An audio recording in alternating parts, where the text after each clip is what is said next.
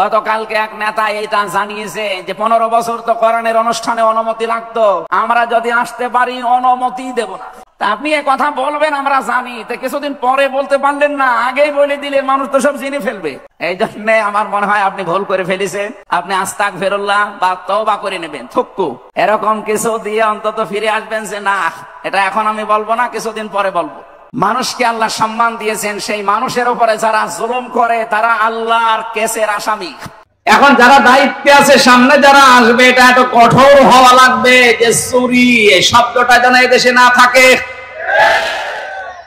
এই দেশ এমনি দাঁড়িয়ে যাবে, বরং যারা চুরি করেছে, চুরি করে বাইরে যারা টাকা পাঠিয়েছে, ওই টাকাগুলো যে কোনো ভাবে এদেশে নিয়ে আসা লাগবে। যদি দিতে না চান, তাদের যা আছে এই দেশে স্থাবর অস্থাবর, এমনকি তাদের স্ত্রী সন্তান হলেও এই দেশের খেদমত লাগানো লাগবে। অন্তর্বর্তীকালীন সরকারের প্রধান উপদেষ্টা ডক্টর মোহাম্মদ ইউনূস ঘোষণা দিয়েছেন, এদেশে কোনো ধর্মীয় অনুষ্ঠানে যদি অনুমতি না লাগে, মুসলমানদের কোরআনের প্রচারে কোনো অনুমতি কোনো ফেরেশতা নেওয়ার দরকার। গত পরশুদিন মনে হয় আমি পাবনাতে যাচ্ছিলাম কুষ্টিয়া থেকে, গোয়েন্দা বিভাগের প্রধান যিনি আছেন আমাকে বলছে, হুজুর কোরআনের কথা বলতে গিয়ে 14-15 বছর বহু বাধার সম্মুখীন হয়েছেন, এদেশে এখন মুক্তভাবে কোরআনের কথা বলবেন, কোরআন যেভাবে যেই ফোর্সে জানিয়েছে ওই ফোর্সে বলবেন, কোনো বাধা নেই। কেউ বাধা দেওয়ার কথা বললে আমারে জানাবেন, ঠ্যাং ভেঙে ফেলবেন। কোরআন প্রচারে, কোরআন প্রতিষ্ঠায় এখন আশা করছি সামনে আর কোনো বাধা আমাদের থাকবে না, যদিও ষড়যন্ত্র বসেনি। গতকালকেও একটা ষড়যন্ত্র হওয়ার পায় তারা চলছিল, আমাদের ছাত্র বন্ধু যারা আছে তারা রুখে দিয়েছে। এর কয়েকদিন আগে আর একটা হয়েছিল বিচারপতি দিয়ে, সেইটাও রুখে দিয়েছে। আমার মনে হয় যাই হচ্ছে, আল্লাহ রাব্বুল আলামিন সে কাবা শরীফ ধ্বংস করতে যারা এসেছিল, সে আবাবিল পাখি দিয়ে যেমন সাহায্য করেছিলেন, পদে পদে জালেমদেরকে বিদায় দেওয়ার পরে যা হচ্ছে আল্লাহ নিজে মনে হয় হাতে করে করছে। ইদা জা নাসরুল্লাহি ওয়াল ফাত, হে নবী যখন সাহায্য আসবে আল্লাহর, আপনি তখন বিজয় দেখতে পাবেন। আল্লাহর এই সাহায্য ছাড়া আমাদের এই বিজয় আমার যেটা মনে হয় সম্ভব। বিজয়ের ঘোষণা দেওয়ার পরে আল্লাহর আয়াত ছিল, আরাআইতান নাসা ইয়াদখুলুনা ফি দীনিল্লাহি আফওয়াজা, সাহায্য আসবে, আপনি বিজয় দেখতে পাবেন। শুধু এতটুকুই না, বিজয় যখন আসবে আপনাদের, আপনি দলে দলে পালে পালে ইসলামে মানুষ প্রবেশ করছে, এই দৃশ্য দেখতে পাবেন। আমার তো মনে হচ্ছে যে দৃশ্য আরম্ভ হয়েছে এই 18-20 দিনে। আর কোরআনে কারিম প্রতিষ্ঠার জন্য যারা একামতে দিনের দায়িত্ব পালন করছে বা করবে সামনে, অগ্রণী ভূমিকা যারা পালন করছে ময়দানে, এনাদের যে অ্যাক্টিভিটিস বা ইখলাস, যে শ্রম তারা দিয়ে যাচ্ছে মানবতার জন্য, বিশেষ করে জামাত ইসলামী বাংলাদেশের শ্রদ্ধাভাজন আমির ডক্টর শফিকুর রহমানের এই বৃদ্ধ যুবক না, এই বয়সেও যে শ্রম দিচ্ছে। আমরা যে সময় কোরআনের কথা বলার জন্য, শোনার জন্য বসছি, এই সময়ে বাংলাদেশে আমাদের প্রতিবেশী নামে কলঙ্ক যারা, তাদের আগ্রাসনের কারণে প্রায় 12-13টা জেলা এখন পানির নিচে। মানে যেভাবে কাজ চালিয়ে যাচ্ছে, প্রতিদিন প্রতিনিয়ত নতুন নতুন বিষয়, এ বাংলাদেশ তার কাছ থেকে আমার মনে হয় কিছু শিখতেছে। এই অবস্থায় ঐক্যের ডাক দিয়ে 75টার উপরে শুধু ইসলাম নিয়ে যারা দল করে, রাজনীতি করে এই দেশে, তাদেরকে সব এক জায়গায় করার চেষ্টায় আছে এবং সফলও হচ্ছে। এই কঠিন মুহূর্তে এখনো পর্যন্ত যদি ছোটখাটো বিষয়গুলো আমাদের ভেতর থেকে অহংকার, হিংসা, তাকাব্বুরি এবং মনের ভেতরে যে কালিমাগুলো আছে দূর করতে না পারি, আবার কোন সালিম এসে যদি চেপে বসে ও পাথর সরানো, কিন্তু কিয়ামত হয়ে যাবে। একটা উদাহরণ পড়ছিলাম, একটা হোস্টেলে 100 জন ছাত্র থাকে, প্রতিদিন তাদেরকে নাস্তায় সিঙ্গাড়া দেওয়া হয়। সিঙ্গাড়া নাম শোনেননি? তো 20 জন এসে নালিশ দিয়েছে হোস্টেল সুপার যিনি আছে তার কাছে যে আমরা এই সিঙ্গাড়া খাবো না, আমরা অন্য কিছু চাই নাস্তায়। উনি চিন্তা করলেন একবারও তো হট করে বন্ধ করা যায় না। সবাইকে ডাক দিয়ে বললেন যে যা খেতে চাও কাগজে লিখে দাও। একবারে 20 জন হাত তুলেছে যে আমরা সিঙ্গাড়া খাবো না। সিঙ্গাড়া খাবো না বলে যারা আদেশ দিচ্ছে বা আহ্বান জানাচ্ছে এদের সংখ্যা মাত্র 20 জন। কয়জন এখনো বাকি আছে বলেন? এর ভেতরে হয়তো 16 জন লিখে দিয়েছে যে আমরা রোল চাই, 15 জন লিখে দিয়েছে হয়তো যে পাউরুটি কলা চাই। এভাবে দেখতে দেখতে শেষ পর্যন্ত দেখা গেল যে 20-এর উপরে আর পার হচ্ছে না। 20-এর বাইরে যারা ছিল তারা কি সংখ্যায় কম না বেশি? কত বেশি বলেন তো? 4 ভাগ। কত বেশি? এরপরেও কারোরটা পাস হয়নি, হয়েছে কারটা? ওই 20 জনের। এখানে আমাদের অবস্থান সামনে কিন্তু এরকম আসতেছে। আমরা নিজেদের ভেতরে কাদা ছড়াছড়ি করে ভুল বুঝে এতদিন যা করেছি আমরা একা করেছি তা না, আমাদেরকে করানো হয়েছে। আমি গোয়েন্দা বিভাগদের কাছ থেকে বহু তথ্য পেয়েছি এই 3 বছর জেলে থাকার কারণে। ওখানে তো সব রাজা মহারাজা মহারথী ওখানে আছে। ওনারা জানিয়েছে যে ইসলামকে এদেশে যেন দাঁড় করাতে না পারে, সেই জন্যে ছোটখাটো বিষয় নিয়ে মানুষের ভেতরে মতভেদ তৈরি করার জন্য জেনারেল মানুষগুলো যা করে করুক, হুজুর ছাড়া টুপিওয়ালা ছাড়া এখানে এক জায়গায় হতে না পারে। যদিও সংখ্যায় এরা একেবারে কম না। কম নাকি? আমার মনে হয় এদেশে আমরা যারা শুধু টুপি মাথায় দেয় আর কারো লাগার কথা না, শুধু টুপিওয়ালা মানুষগুলো যদি এক হয়ে যায় আর ওদের ষড়যন্ত্র যদি কাজে না লাগে। দায়িত্বে যিনি ছিলেন এতদিন 41টা টার্গেট দিয়েছিলেন, অতদিন লাগবে না, 41 ঘন্টায় দেশে ইসলাম দাঁড় হয়ে যাবে ইনশাআল্লাহ। দিন যেভাবে যাচ্ছে এবং বিভিন্ন জেনারেল মানুষগুলো, এমনকি আজকে 3 জন হিন্দুকে দেখলাম তারা ডাক্তার শফিকুর রহমানের হাতে হাত দিয়ে ইসলামী আন্দোলন করবে, জামাত ইসলামী বাংলাদেশে ওরা অলরেডি সব দিয়েছে। মূর্খ মানুষ না তারা, প্রত্যেকেই শিক্ষিত, সবগুলো বিশ্ববিদ্যালয় থেকে অনার্স মাস্টার্স করা। তারা বুঝতেছে যে এই জামানা যা শুরু হয়েছে 15 বছর যা দেখলাম, মানবতার ফেরিওয়ালা বিভিন্ন মানুষের নামে আমরা শুধু শুনেছি, বাস্তবে তাদেরকে দেখি নাই। যেটা এখন দেখতে পাচ্ছি ডাক্তার শফিকুর রহমানের ভেতরে। এই যে পাশেই কারাগার, আমি ছিলাম এখানে 3টা বছর। ডাক্তার শফিকুর রহমান সাহেব 4 তলায় ছিলেন, আমরা ছিলাম, উনি 2 তলায় ছিলেন, আমরা ছিলাম 4 তলায়। ডক্টর সাথে 4 দিন ছিলাম। যে ব্যবহার আমি পেয়েছিলাম, ওনার যে আচরণ, ওনার যে আমল, ওনার যে অবস্থান, ওনার ইমানের আমলের, আমরা হাজারো আলেম ছিলাই, ওই পর্যায়ে আমরা এই জেনারেল মানুষের কাছে হেরে গেছি। ওনার একটা সেজদায় কেটে যেত 45 মিনিট, 1 ঘন্টা করি, আর 1 ঘন্টায় আমাদের 10 রাকাত নামাজ হয়ে যায়। আমার যতটুকু বিশ্বাস আমার মনের, আমার ইমানের, এই অ্যাক্টিভিটিস এবং ইখলাসের কারণে আল্লাহ রাব্বুল আলামিন দলে দলে পালে পালে মানুষদেরকে ইসলামী আস প্রবেশ করাচ্ছে। এটা যেন অব্যাহত থাকে। 5 তারিখের আগ পর্যন্ত মাত্র 20 ভাগ মানুষ চাইতো যে দেশে ইসলাম কায়েম হোক। এই 18-19 দিনের ব্যবধানে এখন প্রায় 35 ভাগের উপরে মানুষ অলরেডি চাচ্ছে যে দেশে ইসলাম দিয়ে, কোরআন দিয়ে দেশটা চলবে।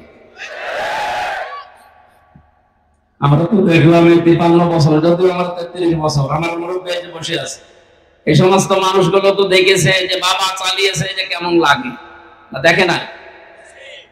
স্বামীও চালিয়েছিল, মানুষ দেখেছে, চাচা চালিয়েছে, জোর করে হোক আর যেভাবে হোক, তাও মানুষ দেখেছে।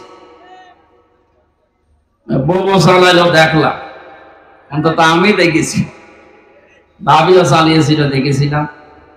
এখন শুধু দেখতে বাকি আছে যে এই কোরআন দিয়ে দেশ চললে কেমন দেখা যায়।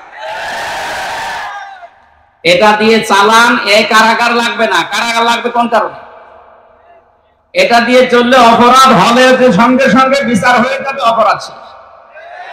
এখানে বছরের পরে বছর মানুষকে কারণে অকারণে আপনি আটকিয়ে বেকার কষ্ট দেবেন কোন কারণে? আমি যে সিঙ্গাড়ার উদাহরণ দিলাম, 100 জনের মাত্র 20 জন চায়, 80 জন মানুষ থাকার পরেও তাদের তা পাস হয়নি। এই কারণেই বাংলাদেশের মুসলমানগুলো আজ আমরা যদি এক হতে পারতাম, 3 বছরে যে নির্যাতন, জুলুম, অত্যাচার শিকার আমরা হলাম, বিশেষ করে আলেমেরা 76 জন আলেম আমরা এক জায়গায় ছিলাম, হেফাজত ইসলাম বাংলাদেশ সহ, চরমনায়ের কিছু মরিদ ভাই সহ আমরা। একজন হিন্দু ছিলেন জেলা, এরকম আমার সামনে একটা মুসলমানকে, দাড়িওয়ালা মানুষকে একটু মনে হয় কমান্ড মানে নাই, এই জন্য লোভ দিয়ে যেভাবে পিটিয়েছে, ওই সময় মনে মনে হচ্ছিল যে এদেশে 96% মুসলমান আর মাত্র 4% ওরা।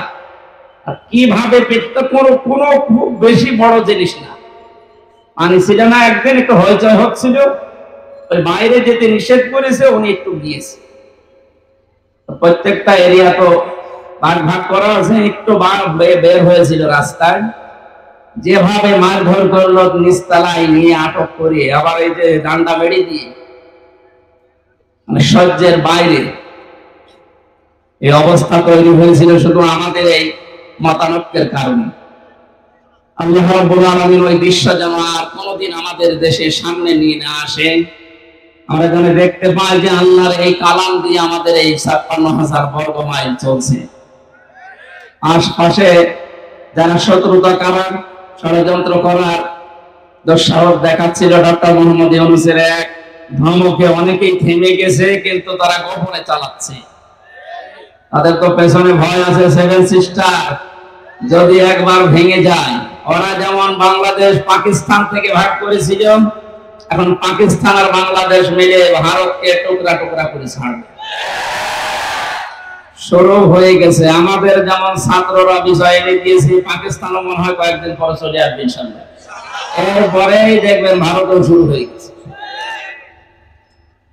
কোরআনের কথা শুনতে এসেছি, আমরা তাফসীর আকারে কথা বলবো। ওখানে লেখা আছে তাই যে আল্লাহ আমাদেরকে কঠিন মুহূর্ত চলছে, যেহেতু বাংলাদেশে কত মানুষ পানির নিচে, কত মানুষ বিনা কারণে অকারণে এই জেলখানায় পচতেছে।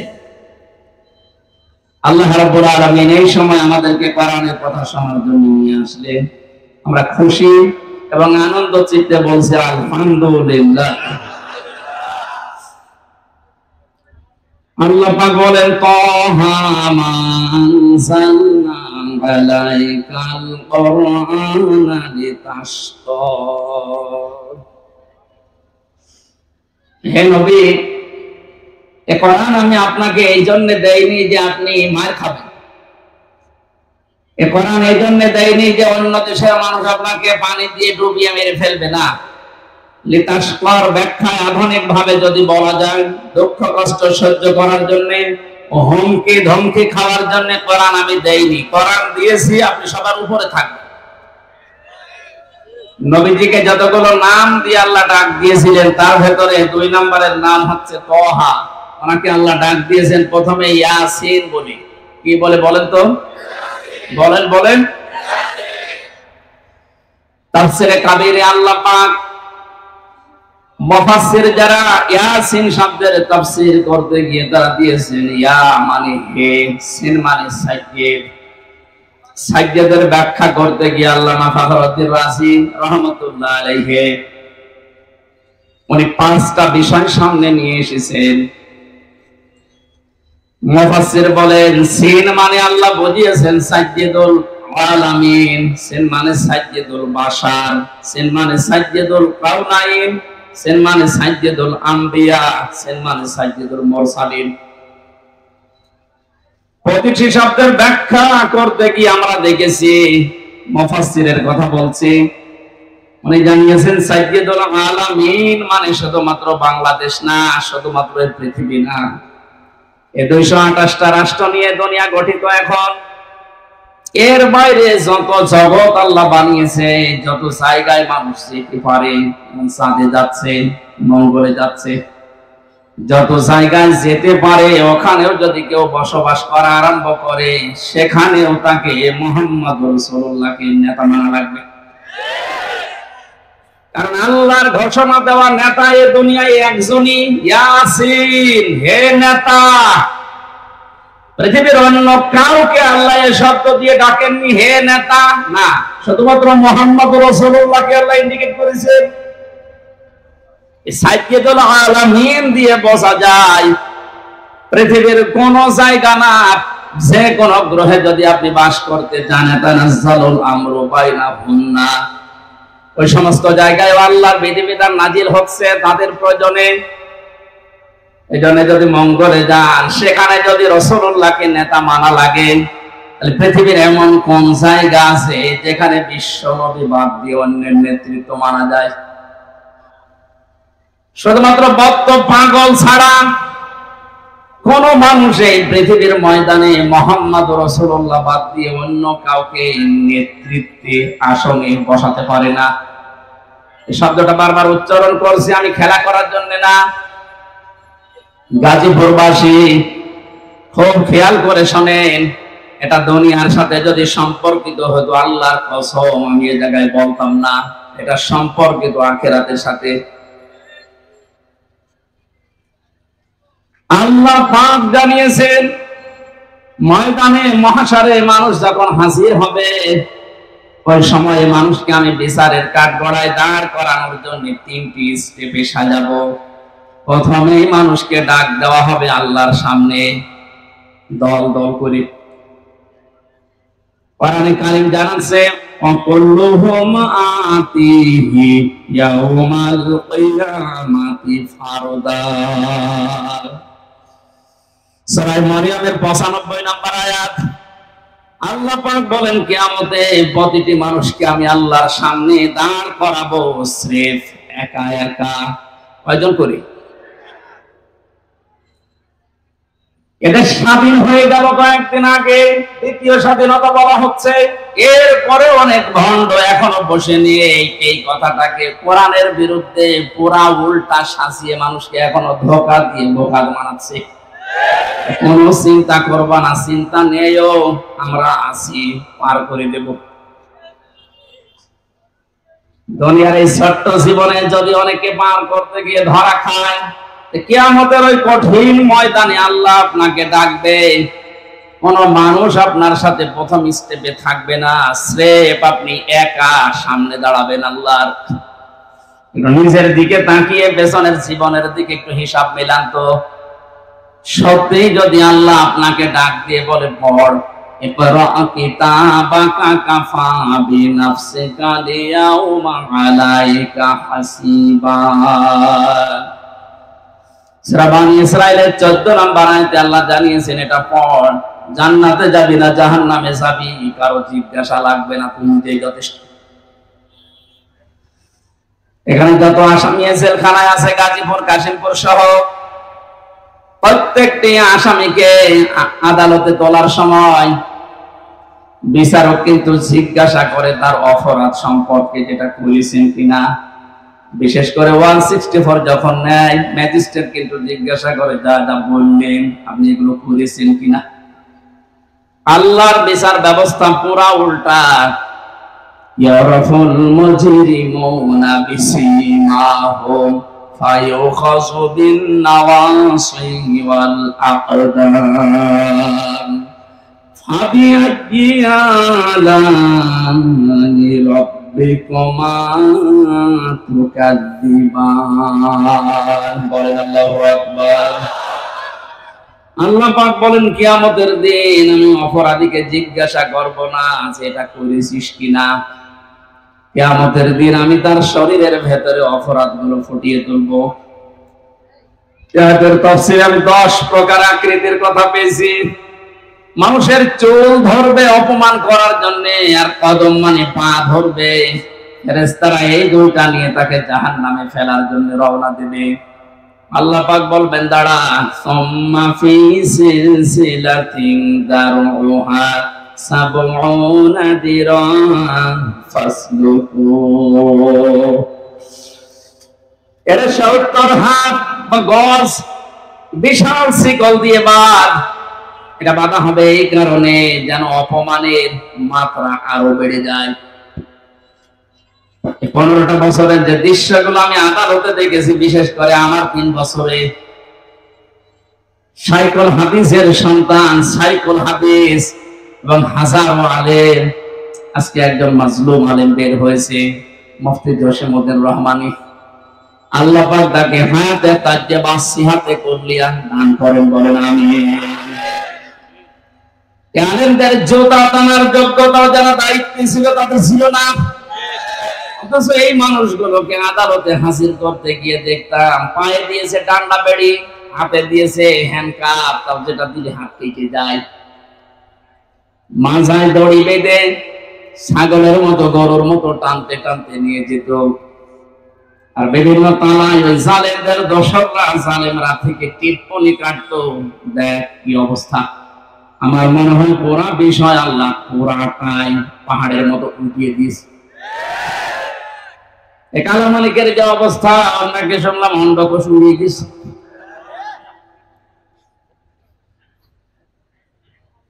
এই শয়তানটা বিশ্ব আনন্দিত মুফাসসিরে কোরআন শহীদ আল্লামা দেলাওয়ার হোসেন সাইদী রহমাতুল্লাহ আলাইহি, তাকে ফাঁসি দেওয়ার জন্য যে গর্ববোধ করেছিল যে আমি তাকে ফাঁসি দিয়েছি।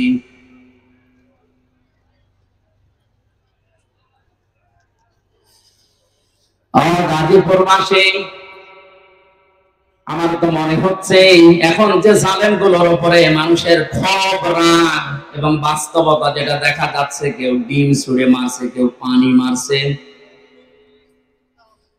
কেউ কেল ঘুষিত ফিরে আসে, এগুলো সব আমার যতটুকু ধারণা নবীর ওই হাদিস অনুযায়ী এটা আলেমদের বরদোয়ার ফল।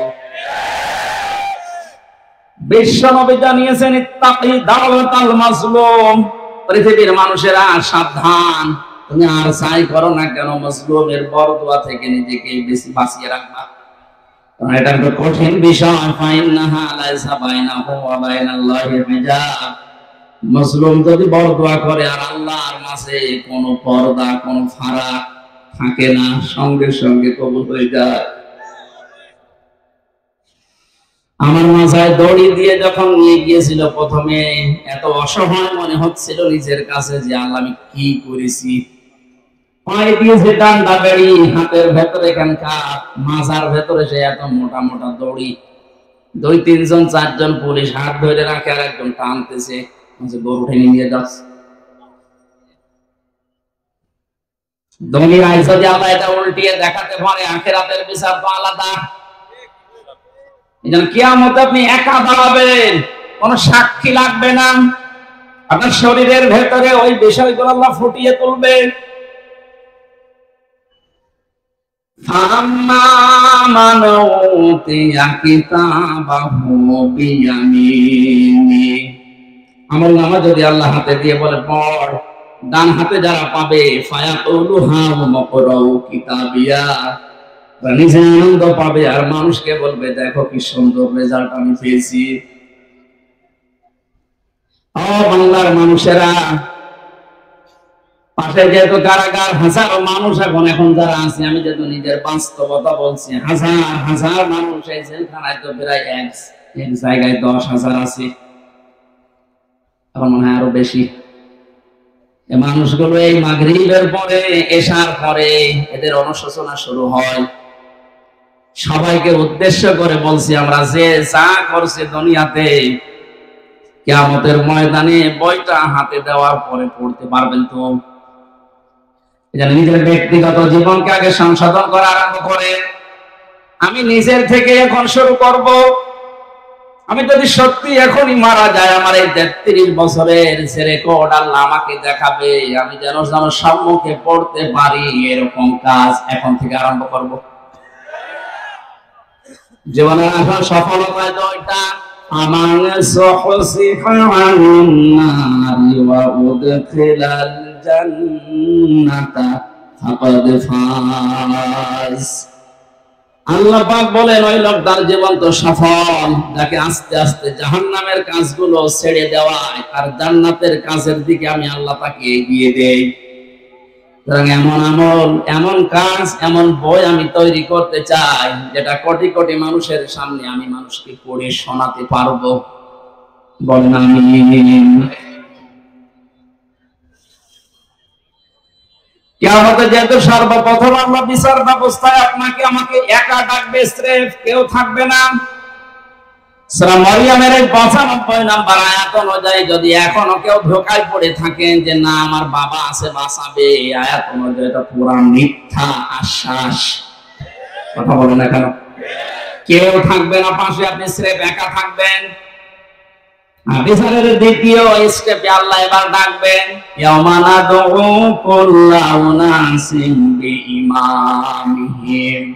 সূরা বানী ইসরাঈল 82 নম্বর আয়াতের 72 নম্বর আয়াতের প্রথম অংশে আছে আল্লাহ বলেন কিয়ামতে এবার আর তোকে একা না, তোকে ডাক দেব আমার দরবারে তোর নেতার সাথে।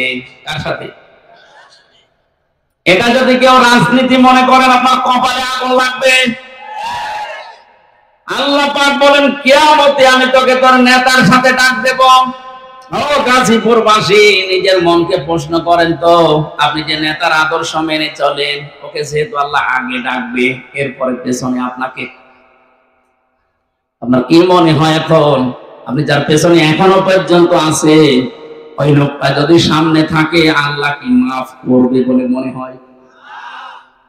এখনই যদি বলেন না, আপনি তো ধরা খাবেন। ও বলছে ঠিক, ধরা খাবে তাও ঠিক, ধরা যেন খাওয়া না লাগে এই কারণে তো রাইফি সাহেব আয়োজন দিয়েছেন, কোরআন দিয়ে শোনানোর জন্য লিখেছে তাফসীরুল কোরআন মাহফিল। আমি তো কোরআন দিয়ে বলছি, একটা কথাও বাইরের বলেছি। সুতরাং আহ্বান জানাচ্ছি, আমি বড় দরদ নিয়ে মায়া নিয়ে আমি দেখতে পাচ্ছি কোরআন আর হাদিসের চোখ লাগিয়ে যে আপনি ধরা খাবেন। এখনো পর্যন্ত অনেক জালেম, জালেমের দোসর এখনো স্ট্যাটাস দিয়ে যাচ্ছে।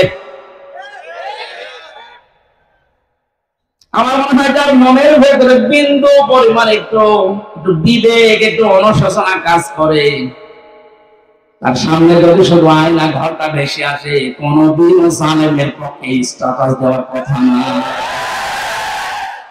মর্মান্তিক বিষয়টা একটু ভাবেন শুধু। আমি মাঠের নিচে ছিলাম, কি অসহায় মনে হয় নিজেকে, তাও তো আমার একটু বড় জায়গা ছিলাম, কিন্তু ব্যারিস্টার আমান আজমি ভাই সহ যারা ছিলেন ওদের কবরের মতো জায়গায় রেখে দিত। এই জুলুমের সাথে যারা জড়িত এখনো যদি বিশ্বাস না হয়, যারা দায়িত্বে আছে তাদেরকে বলবো আয়না ঘরটা টুরিস্ট স্পেস হিসাবে রেখে দেন, মানুষ যেন তামাম দুনিয়ার মানুষ বোঝে যে এই পৃথিবীতে একজন জালেম ছিল। এটা জুলুমের একেবারে সর্বোচ্চ পর্যায়। এটা বেঁচে থাকা মানুষও জানে না। যদি মেরে ফেলে সংবাদ দিয়ে দিতেন যে অমুককে মেরে ফেলেছে, তাহলে তার বউটা অন্য জায়গায় বিয়ে করতে পারতো, তার ছেলে মেয়ে বসতো যে বাপ মারা গেছে। কি অবস্থা বলেন তো ব্যারিস্টার আরমানের? তার স্ত্রীকে আপনি কি জবাব দেবেন কিয়ামতে? আয়না ঘরের সাথে যারা জড়িত ছিলেন, যদি ব্যারিস্টার আরমানের বউ আপনাকে মাফ না করে, কোরআন হাতে নিয়ে বলছে আপনি চির জাহান্নামী, কেউ পারবে না। আল্লাহ বলেন আল্লাহ পারবে না, কারণ আল্লাহ পাক ছেড়ে দিয়েছে ব্যারিস্টার আরমানের বড় উপরে। এটা হাক্কুল ইবাদের ভেতরে 8টা বছর স্বামী থেকে আপনি তাকে আলাদা করে রেখেছেন, ও জানতোই না যে দুনিয়ায় আছে।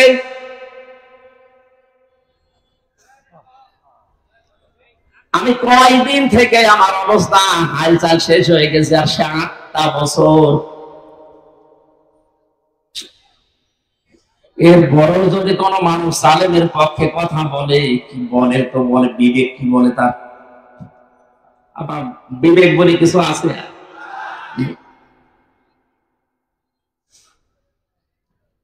বাস্তব কথা বলছে, আপনি কিন্তু ধরা খাবেন আমি দেখতে পাচ্ছি। এখন আদর্শ ঠিক করেন।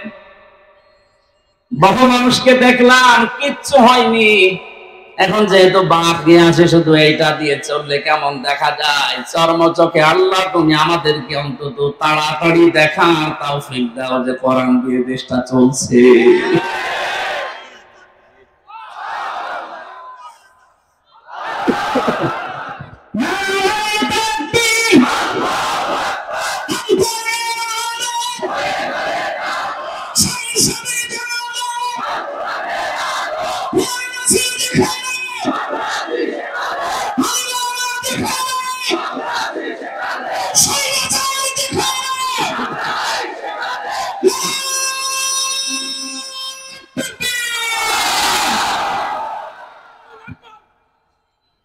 অন্য কোন দিকে না নিয়ে বিবেকের দিকে নিয়ে যান। আমি আপনাকে বাঁচাতে চাই।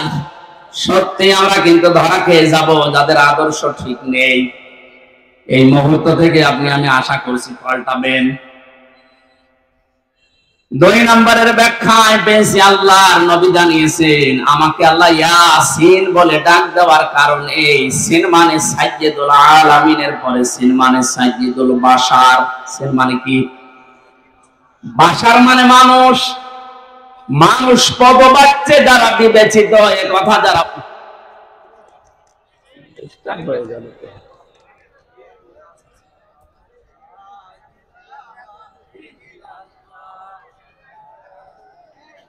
মোবাইল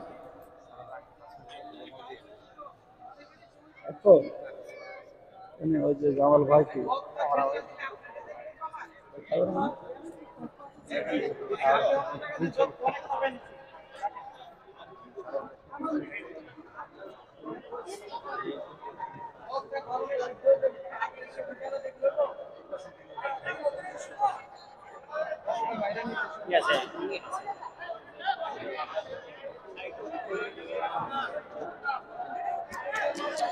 দেরি হয় কেন? তো কি করে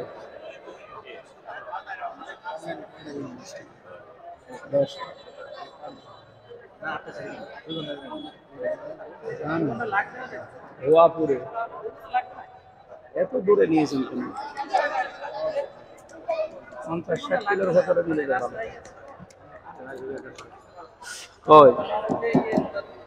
সুবহানাল্লাহ আলহামদুলিল্লাহ লা ইলাহা ইল্লাল্লাহ সুবহানাল্লাহ আলহামদুলিল্লাহ লা ইলাহা ইল্লাল্লাহ লা ইলাহা ইল্লাল্লাহ মুহাম্মাদুর রাসূলুল্লাহ। এখানে মানুষ আমরা যারা দাবি করছি, এখনই সিদ্ধান্ত পাল্টিয়ে যান যদি এর আগে ভুল করেও থাকেন, যে আমি এখন থেকে যতদিন আছি মুহাম্মদ রাসূলুল্লাহ ছাড়া কাউকে আদর্শ মানি না, মানবো না। সাইয়্যিদুল কাওনাইন শুধু এই জগতে না, আমার আরেকটা জগৎ আছে, ওখানেও লাগবে তাকে। কিয়ামতে সুপারিশ করার জন্য আল্লাহ সর্বপ্রথম যাকে অনুমতি দেবেন তিনি আমাদের নেতা মুহাম্মদুর রাসূলুল্লাহ। যার অনুমতি ছাড়া আল্লাহর বানানো জান্নাতে যাওয়া যাবে না। এখনই তাকে ঠিক করি, তারপরে মরেন। তিনি শুধু সাধারণ মানুষের না, সাইয়্যিদুল আম্বিয়া, নবীদেরও নেতা ছিলেন। শুধু নবী না, সাইয়্যিদুল মুরসালিন, রাসূলদেরও তিনি আদর্শ ছিলেন, নেতা ছিলেন। আল্লাহ পাক তাকে প্রথমে এই নামে ডাক দিয়েছেন ইয়াসিন। 2 নম্বরে বলেন তাহা, এটা নবীজির নাম। রাসূলুল্লাহকে আল্লাহ সম্বোধন করেন মানসালনা আলাইকাল কুরআনা লিতাশকা।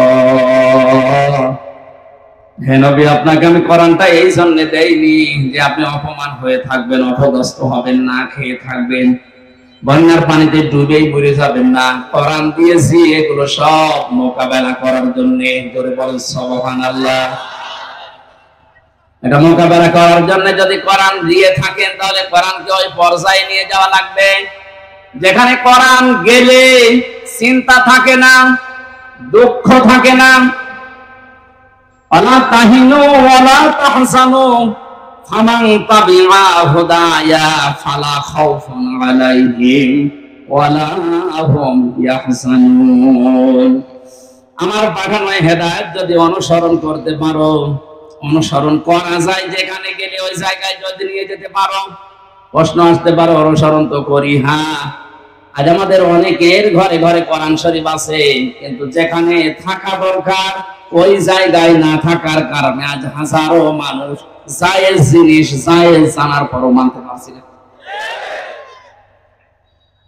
যেখানে গেলে জায়েজটা জায়েজ ভাবে মানা যায়, আর হারামটা হারাম জানার পরে ছেড়ে দেওয়া যায়, এই জায়গায় কোরআনকে পৌঁছিয়ে দেওয়ার দায়িত্ব এখন আমাদের। সে সময় এবং সুযোগ আমাদের সামনে ইনশাআল্লাহ আসতেছে।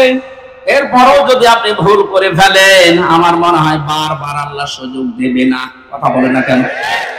মান ক্বারাআল কুরআনা ফাস্তাযহারাহু, যে ব্যক্তি কোরআন পড়ে এবং কোরআনকে দান করানোর জন্য স্পষ্ট এজহার মানে বিজয় করা। এজহার মানে কি?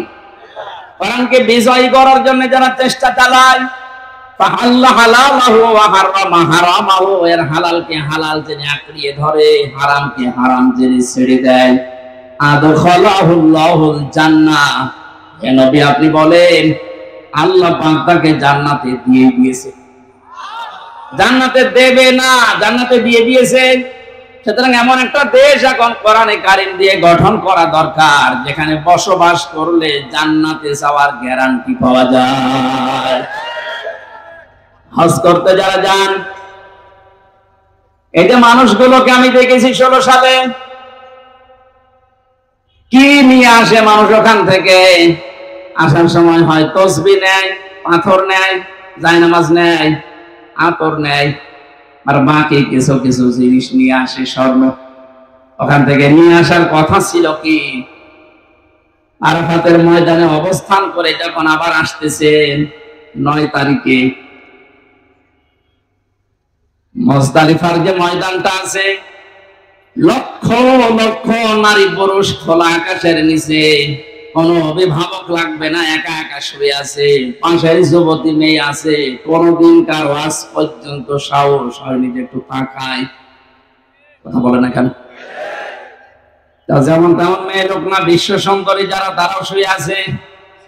এই কঠিন পরিস্থিতিতে যদি কোন মানুষ আজ পর্যন্ত এটা প্রমাণ করতে না পারে যে এখান থেকে 5টা মেয়ে হাইজাক হয়ে গেছে, শুনেছেন কোনদিন?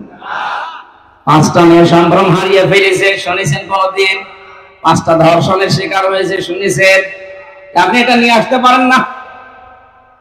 কোরআনের নিয়মটা থাকার কারণে যদি খোলা আকাশের নিচে মরুভূমির ভেতরে এত বড় একটা নিরাপত্তা গ্যারান্টি পাওয়া যায়, 56,000 বর্গ মাইল যদি এটা দিয়ে চলে, পুরাটা আমার মনে হয় আল্লাহ মুজদালিফার মতো নিরাপত্তা দিয়ে দেবে। এখানে আমাদের আসল কাজ হবে এখন এটাকে উপরে তোলার চেষ্টা চালাচ্ছে যারা, আল্লাহ তাদের এই চেষ্টার ভেতরে যেন ইখলাস আরো বাড়িয়ে দেন, তাদের শরীর স্বাস্থ্য আল্লাহ যেন সুস্থ রাখেন। সবাই বলেন আমিন। দরুদ পড়ছি, সালাম পাঠাচ্ছি আমাদের নবী মুহাম্মদ রাসূলুল্লাহর উপরে, যিনি আর্থ মানবতার মুক্তির জন্য দুনিয়াতে এসেছিলেন। এখন তার আদর্শটা দিক বিদিক ছোটাছুটি করছে মানুষ, এই কারণে আমরা এখনো পর্যন্ত অসহায় হয়ে আছি দুনিয়ার ময়দানে। আল্লাহ যে উদ্দেশ্য নিয়ে তাকে পাঠিয়েছিলেন, তাকে যদি আমরা ওইভাবে গ্রহণ করতে পারি, এখনো আমরা নেতৃত্বের জায়গায় যেতে পারবো ইনশাআল্লাহ। আল্লাহ যেন ওটা দেখার তৌফিক আমাদের দেন, বলেন আমিন। আজকের আমার আলোচনার বিষয় হচ্ছে ঈমান আনার কিছু শর্ত আছে। এখানে আরেকটা আলোচনা আছে সামনে, ওখানে ঈমান নষ্ট হয়ে যায় কি করলে, ওই বিষয়গুলো আমি কোরআন আর হাদিস দিয়ে তুলে ধরবো। আজকের আলোচনার বিষয় ঈমান আনলেই না, আমরা যেহেতু ঈমান পাইনি, আমরা ঈমান এনেছি, এই কথাটা ঠিক হয়নি। আমরা ঈমান পেয়েছি না ঈমান এনেছি? হ্যাঁ, ক্লাস চলছে, জবাব দেন তো ছাত্রের মতো। আমরা এখানে যারা আছি, ঈমান কি এনেছি না ঈমান পেয়েছি? পেয়েছি। বাপ দাদা পূর্বপুরুষ মুসলমান ছিল, এসেছি ওই ঘরে, এই জন্য আমিও মুসলমান, আমারও ঈমান ওই পর্যায়ে। তো সাহাবায়ে কেরাম ঈমান পেয়েছিলেন না ঈমান এনেছিলেন? কোরআনে কারিমে আল্লাহ যে বারবার ডাক দিয়েছেন, ঈমান পেয়েছো যারা না ঈমান এনেছো যারা।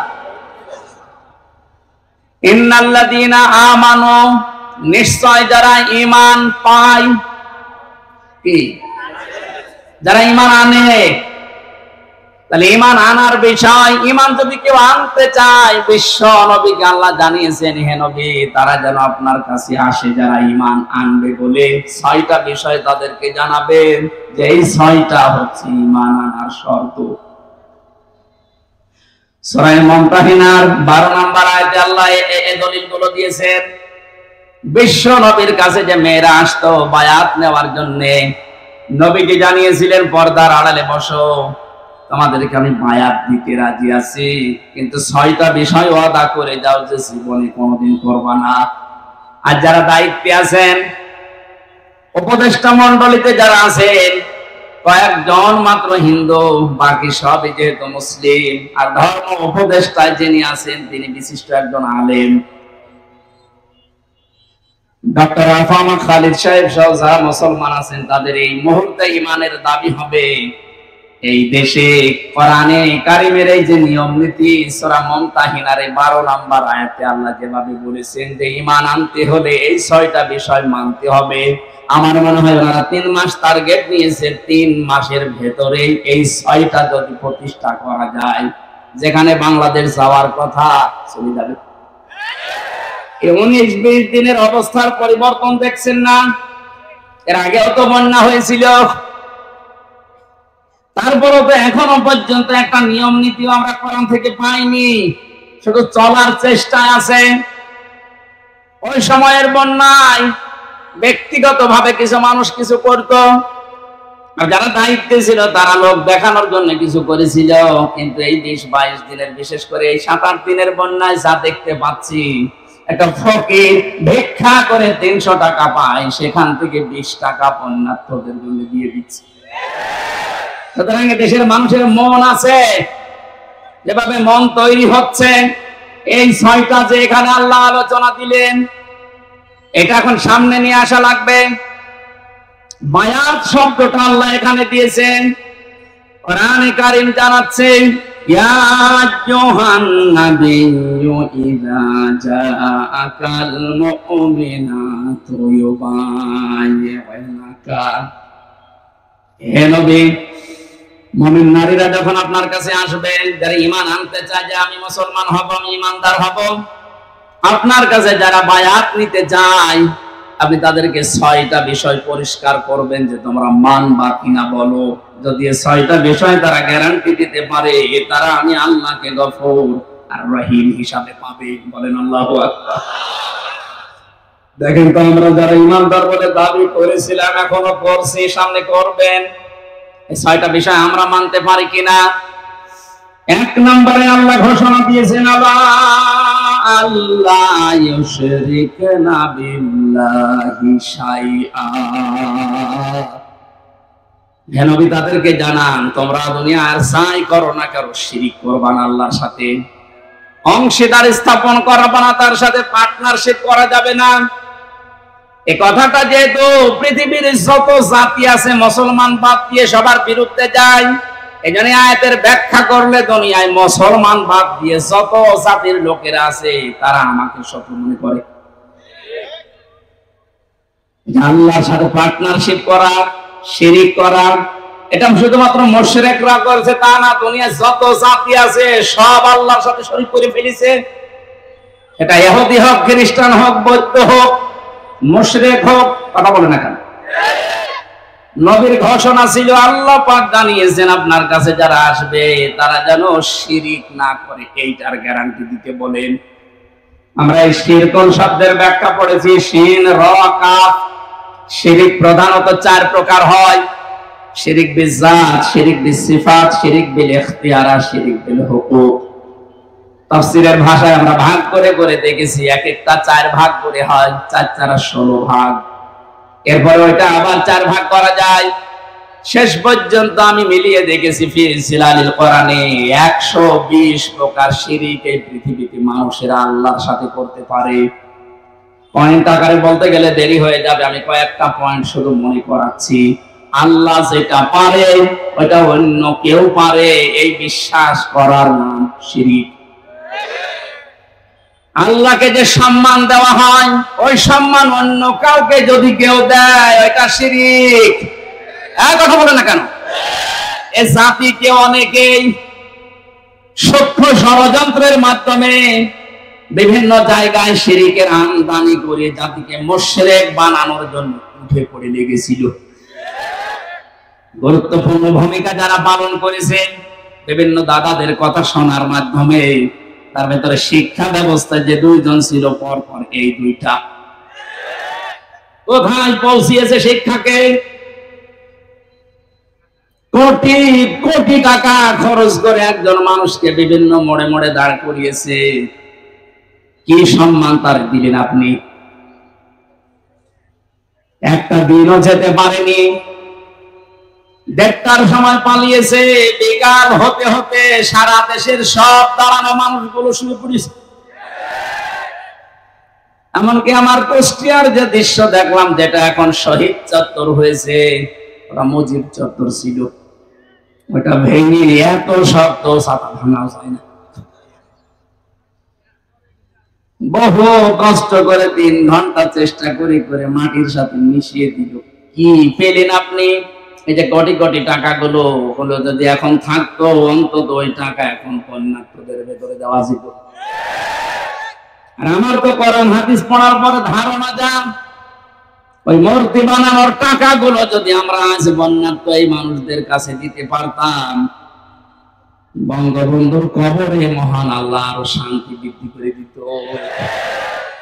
ইসলাম না জানার কারণে আর পাশে যে দালাল গুলো ছিল তারা এদেরকে সঠিকভাবে না বোঝানোর কারণে, বিভিন্ন চাপ থাকার কারণে মানুষগুলো শিরিক করেছে, আমাদেরকেও করাতে বাধ্য করেছে।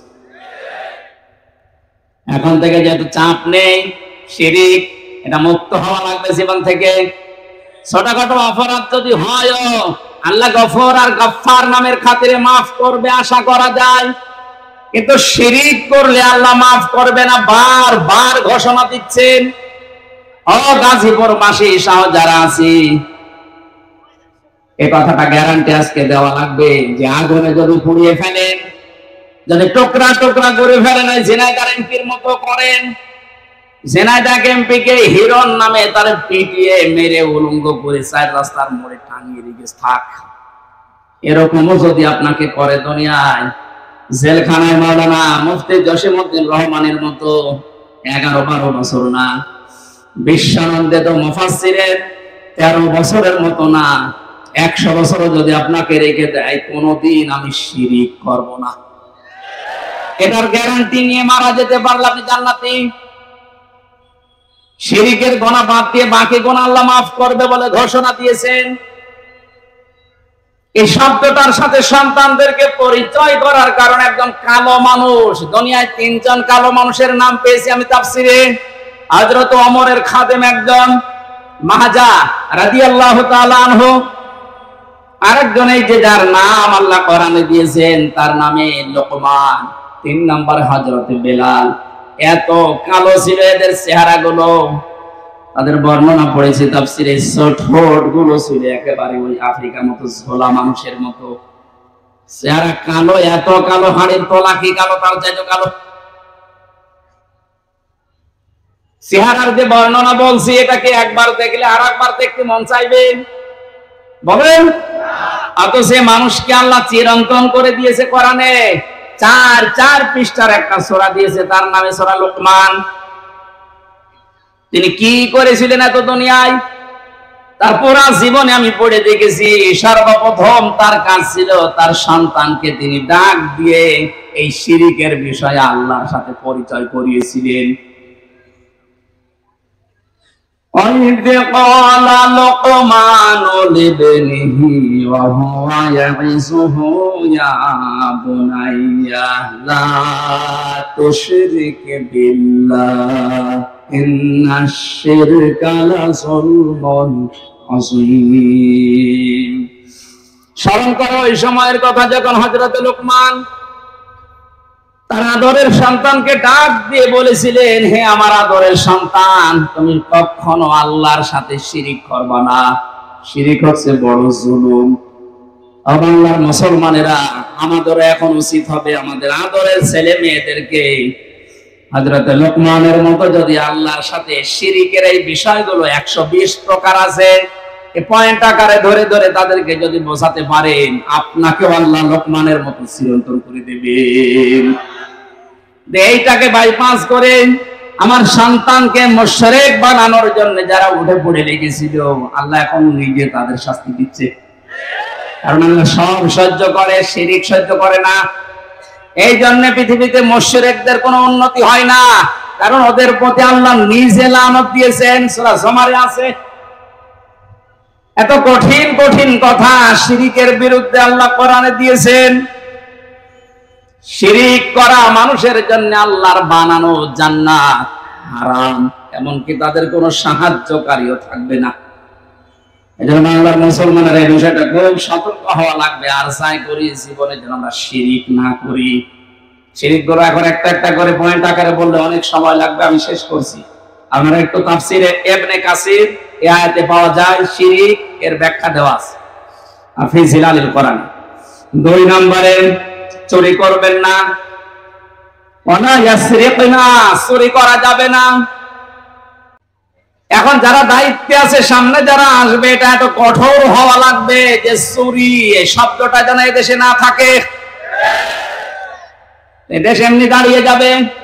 বরং যারা চুরি করেছে, চুরি করে বাইরে যারা টাকা পাঠিয়েছে, ওই টাকাগুলো যে কোনো ভাবে এদেশে নিয়ে আসা লাগবে। যদি দিতে না চান, তাদের যা আছে এই দেশে স্থাবর অস্থাবর, এমনকি তাদের স্ত্রী সন্তান হলেও এই দেশের খেদমত লাগানো লাগবে।